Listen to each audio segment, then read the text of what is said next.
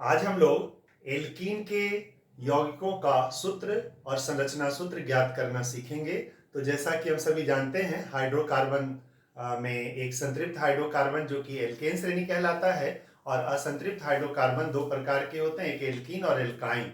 तो आज हम एल्कीन की बात करेंगे। एल्कीन में कार्बन कार्बन के बीच एक या अधिक द्विआबंध होता है और एल्कीन समूह के सभी यौगिकों के लिए सामान्य सूत्र है CnH2n। तो N अगर हम एक डालेंगे, कार्बन अगर हम एक लेंगे तो H 2 गुना एक मतलब CH2 होगा। अगर दो लेंगे तो 2 गुना 2 C2H4, तीन लेंगे तो 2 इंटू 3 C3H6। इस तरह से एल्कीन के यौगिक बढ़ते चले जाएंगे। अब हम सभी जानते हैं कि कार्बन की संयोजकता 4 होती है।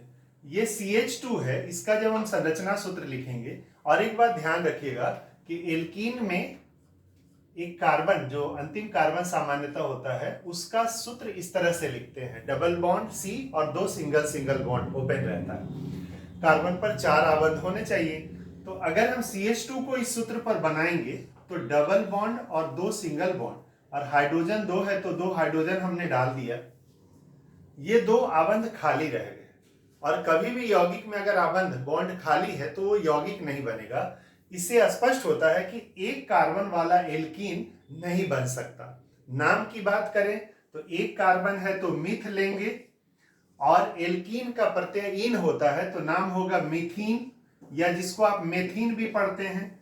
तो हमने ये देखा कि चूंकि इसके दो आबंध खाली हैं इसलिए एक कार्बन वाला एल्कीन नहीं बन सकता, अर्थात ये मीथीन नाम का कोई यौगिक अस्तित्व में नहीं है दुनिया में।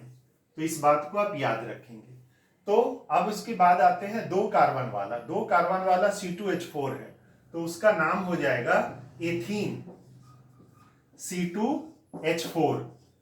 अब इसका संरचना सूत्र लिखेंगे तो पहले कार्बन कार्बन को जोड़ लेंगे और फिर एक कार्बन, अंतिम कार्बन पर हम एल्कीन की संरचना डबल बॉन्ड बॉन्ड बॉन्ड बना लेंगे और फिर कार्बन पे आबंध गिनती करेंगे। इस कार्बन पे 4 आबंध हो गए, इस पे और कोई आबंध की जरूरत नहीं है। इस कार्बन पे 2 आबंध है, 2 और आबंध चाहिए तो वो हम ऐसे बना लेंगे। इस तरह से 4 आबंध पर हम 4 हाइड्रोजन जोड़ देंगे तो ये एथीन का संरचना हो गया। एक और आगे देखते हैं, प्रोपीन। 3 कार्बन के लिए प्रोप होता है और ये एल्कीन है इसलिए इन लगेगा, तो प्रोपीन जिसका सूत्र हमने देखा C3H6।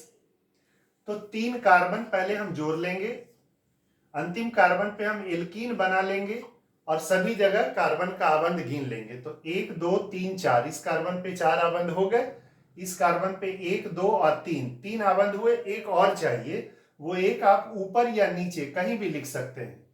और इस कार्बन पे 1 आबंध है तो 3 आबंध और चाहिए। तो इस तरह से ये प्रोपीन का संरचना सूत्र होगा। सभी आबंधों पे आप H जोड़ देंगे तो H लिख देंगे, तो इस तरह से ये प्रोपीन का संरचना सूत्र हो गया। इसी तरह से आप एल्कीन के अन्य किसी भी यौगिक का सूत्र निकाल सकते हैं और सूत्र निकालकर आप संरचना सूत्र लिख सकते हैं। धन्यवाद।